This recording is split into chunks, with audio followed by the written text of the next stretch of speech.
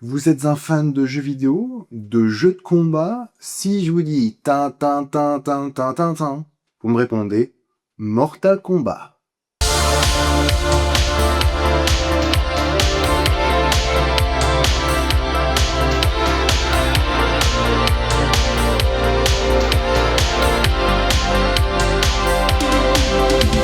Bonjour à tous et bienvenue. Aujourd'hui au programme, on va parler de Mortal Kombat 2, la suite du film sorti en 2021, réalisé par Simon McCoy et qui est donc toujours réalisateur sur ce deuxième opus. Une suite donc tant attendue pour certains et oubliée peut-être pour d'autres, parce que c'est vrai que ça sort un peu de nulle part. Mortal Kombat, ça faisait un peu longtemps qu'on ne savait pas ce qu'ils allaient faire avec une suite ou pas une suite. Mais quand la promotion avait commencé à arriver, il y avait une curiosité qui arrivait, c'était que, il y a Johnny Cage dans ce film-là. Et oui, interprété par un Karl Urban qui est assez excellent. Alors en termes de casting, on est quand même sur un film assez impressionnant. Si je dis quelques noms, je vais les noter parce que sinon je vais en oublier. Jessica McNamee, Lewis Stan, Jota Slim, Hiroyuki Sanada, Liu Di-lin, Josh Lawson, Tadanobu Asano, pour en citer que quelques-uns. De quoi parle ce film? Après la victoire difficile du premier film, Earthrealm se retrouve face à son plus grand danger. Shao Kahn, l'empereur d'Outworld, qui prépare l'invasion finale. Un nouveau Mortal Kombat se prépare et l'on a besoin de nouvelles recrues. C'est là qu'intervient Johnny Cage, un acteur de série B qui va devoir prouver sa valeur lors de cette bataille. Voilà pour le scénario, voilà de quoi parle le film. Maintenant, qu'est-ce que ça vaut ce Mortal Kombat 2? Alors, pour tout vous dire, Mortal Kombat, c'est pas une œuvre que je connais vraiment beaucoup. J'y ai pas forcément trop joué, donc je connais très peu l'univers.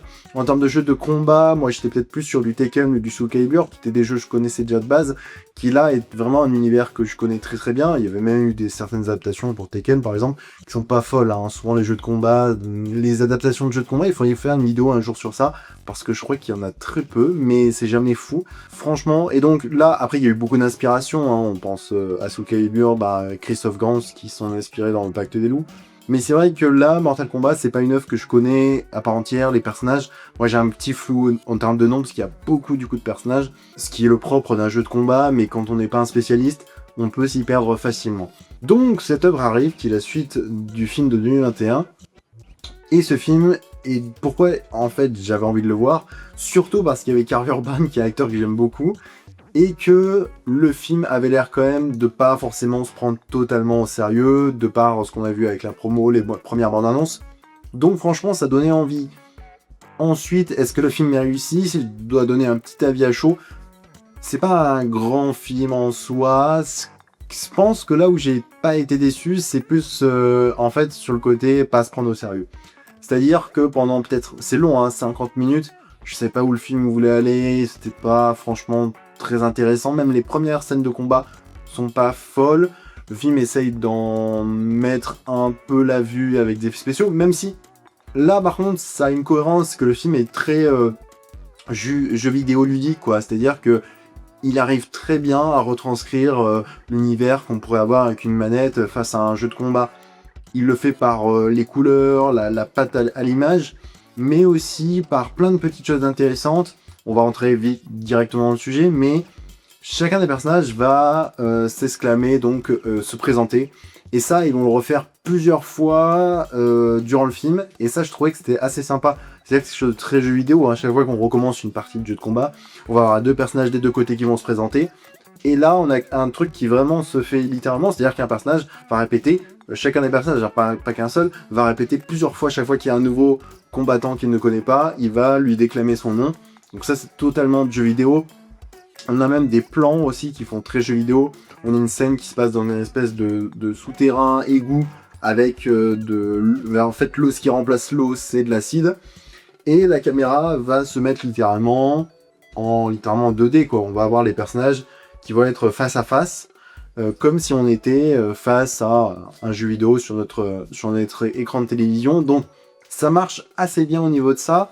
Ça marche aussi dans ce qu'ils essayent de faire en termes de scènes de combat, où là aussi on va travailler quelque chose de à la fois jeu vidéo ludique, mais aussi à la fois cinématographique. Les scènes de combat sont pas mal. En fait, il n'y a pas toutes les scènes de combat, mais je pense que ça a été fait exprès. C'est-à-dire que les premières scènes de combat, surtout avec le personnage de Johnny Cage, sont un peu molles, parce que c'est un personnage qui va essayer d'évoluer, qui lui est présenté donc comme un mec de la télé qui fait des films un peu de série B, qui est donc dans ce monde-là à faire beaucoup de casting, faire beaucoup de scènes. En fait, c'est pas lui qui forcément fait les scènes d'action. Donc ça, j'ai aimé ce côté un peu évolution du personnage. Mais c'est vrai que voilà, certaines scènes de combat sont pas forcément folles. Et ça, j'ai été un peu déçu pour Mortal Kombat, surtout au début. Même vers la fin, franchement, il y a des scènes qui sont pas ouf. Celle qui est vraiment sympa, c'est la scène entre Johnny Cage et Baraka, un des personnages de Mortal Kombat, où là, vraiment, on avait quelque chose d'assez sympa, avec bien sûr le film s'auto-référence à chaque fois. Hein. On a du Matrix, par exemple, presque du Matrix, avec des scènes, par exemple, de Bullet Time, un peu, qui fait très Matrix. Mais aussi, on a des scènes plus dans le style à s'auto-référencer à des œuvres hyper cultes de la pop culture. On a par exemple le Sir Zano. À un moment, il y a une scène où il va dire, j'ai plus le truc exact, mais c'est en gros un anneau pour les gouverner tous, et à la fin il change complètement le truc. Voilà, le film s'auto-référence. Ça m'a pas gêné parce que le film en fait pas non plus trop, ce qui aurait pu être une facilité pour ce genre de film, qui allie à chaque fois un peu d'humour. Bon, l'humour vient surtout du personnage de Johnny Cage par Karl Urban qui a été introduit dans cette œuvre-là, qui est un peu le personnage qui sort complètement de l'œuvre, qui a pas de pouvoir, qui est juste un personnage voilà, qui fait des films d'action, donc qui va essayer en fait, de par son expérience de film d'action, essayer de travailler sur ça, et je trouve que c'est ce qui est le plus intéressant dans ce film-là, voilà, travailler autour des scènes de combat. Mais à part ça, le film, voilà, sur une longue partie, peut-être 50 minutes du film, franchement, je sais pas où le film voulait aller, ça avance pas forcément beaucoup. En fait, pour vous dire un truc simple, si vous voulez un film travaillé en termes de scénario ou scénaristiquement, c'est pas le film que vous allez voir. C'est un film où littéralement on nous balance. Par contre, ça c'est une rapidité, c'est-à-dire qu'on nous balance directement dès après la scène dans une scène de combat. Donc si on aime ce genre de truc, vous pouvez y aller. Mais il n'y a pas une construction avec une histoire vraiment très riche, très travaillée. Alors, on va voir vraiment pendant tout le film des personnages qui vont se retrouver à un endroit, un lieu, qui vont être téléportés pour les scènes de baston, vont revenir dans ce lieu-là qui est un peu le QG central. Et voilà, ils essayent de mettre en plus des éléments de retournement dans le film, avec par exemple un personnage blessé pendant tout le film. Mais franchement, on s'en fout un peu. Donc c'est vrai que c'est un peu décevant au niveau de ça. C'est-à-dire que moi, pendant 50 minutes, je me suis un peu ennuyé. Il y a des scènes de combat et de baston qui auraient pu être sympas, avec des décors. Donc ça, c'est ce qui vraiment fait très film de jeux vidéo de combat. C'est-à-dire qu'il y a une diversité d'environnements. Encore pas que, parce qu'il y a certains environnements qui reviennent en plus. Très sombres aussi, pour pas forcément peut-être montrer plus de décors et gagner en termes techniques. C'est-à-dire que si on a des décors plus sombres, on peut arriver à truquer plus facilement sans forcément avoir des décors et des budgets infinis. Alors beaucoup aussi de CGI, il y a des scènes qui vont se dérouler direct complètement dans des décors CGIisés, si je pourrais dire. Là, il y a une scène par exemple qui se passe entre guillemets en enfer, voilà. J'ai plus le nom, je sais plus si c'est le Neverland ou un truc comme ça, mais voilà, où c'est que du CGI à fond. Je peux pas le reprocher parce que ça se veut être une adaptation de jeu vidéo, donc il y a côté un peu jeu vidéo, être dans un monde un peu où il y a du CGI, quoi. On essaye de nous sortir aussi de ça. Voilà, c'est pas forcément beau à chaque fois, mais quand même ça peut marcher un tout petit peu. Voilà, donc moi, à la base, j'étais pas vraiment un fan de ça. Le film m'a plu, voilà, sur plus une dernière partie, peut-être milieu, dernière partie du film. Et c'est surtout le personnage de Johnny Cage qui apporte quelque chose d'un peu drôle au reste du set, quoi, parce que sinon c'est un truc très sérieux. Et moi j'aime bien un peu aussi de déconnade, on va dire entre guillemets, voilà, mais de trucs qui nous font un peu sortir d'un truc très terre à terre et austère.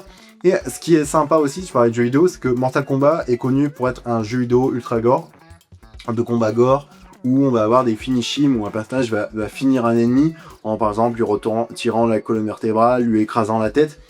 Et il faut le dire, c'est-à-dire que c'est quand même pas forcément pour tout le public, le film est extrêmement gore.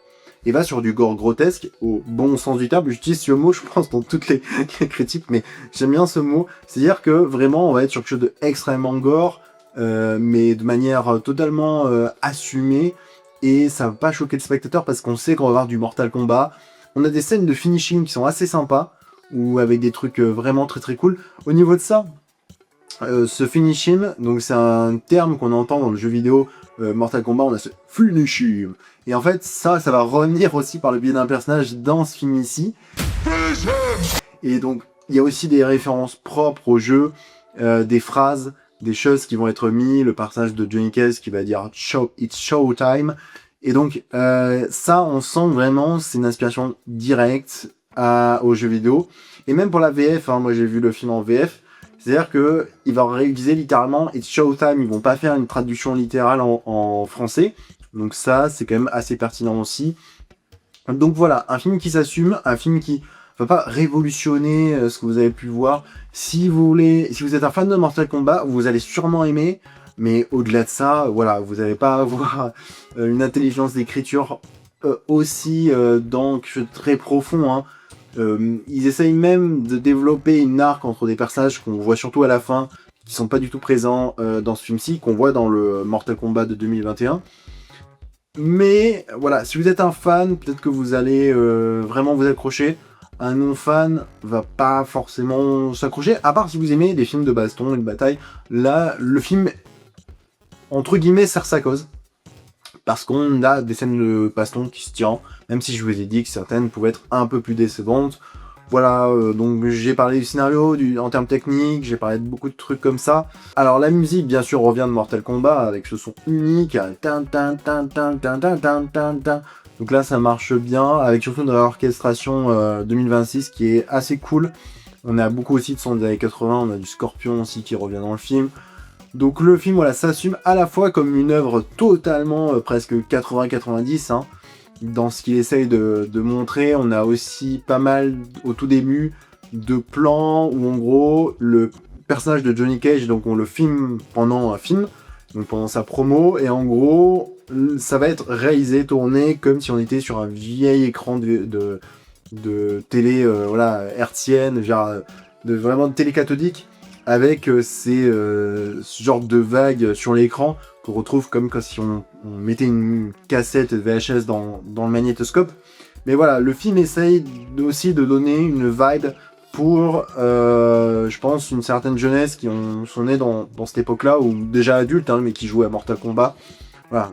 Aussi, il y a aussi ce petit côté ambiance années 80-90, mais qui est assumé une partie du film, hein, qui n'est pas non plus sur la totalité du film. Bien sûr, il y a les références Mortal Kombat qui induisent une époque aussi, hein, pour ceux qui l'auraient connu. Je pense que aussi ce qui peut être intéressant à voir, c'est le public qui est allé voir ce film. Parce que moi, j'avais pas de jeunes, de très très jeunes. Ce qui veut dire que c'est quand même un public qui a grandi avec Mortal Kombat ou qui a connu Mortal Kombat. Je sais pas si ça, même toujours aujourd'hui, les jeux vidéo, une audience auprès d'un public très très jeune. Ah, parce que je pense qu'il y a d'autres licences où ça marche un peu mieux, Street Fighter, même peut-être Tekken et encore. Mais voilà, je pense que c'est des œuvres qui quand même restent très ancrées. Le jeu de combat aussi, je pense, c'est quelque chose de très ancré, qui est moins proéminent aujourd'hui dans la production de jeux vidéo. Donc voilà ce que je pouvais dire sur ce Mortal Kombat. Franchement, allez le voir, hein, si ça vous voilà, si vous avez envie. Sinon, attendez qu'il sorte après en streaming par la suite, ou en VOD. Donc vraiment, je vous conseille, c'est pas le plus grand film au monde. Moi, c'est un film qui m'a pas laissé forcément follement, incroyablement sur ma chaise. Mais par contre, voilà, il y a Karl Urban qui m'a vraiment éclaté dans le film. Le personnage de Johnny Cage était très très cool. Voilà donc ce que je pouvais dire sur ce film. Faites-vous plaisir, allez voir des films, des séries. Et je vous dis à la prochaine. Ciao!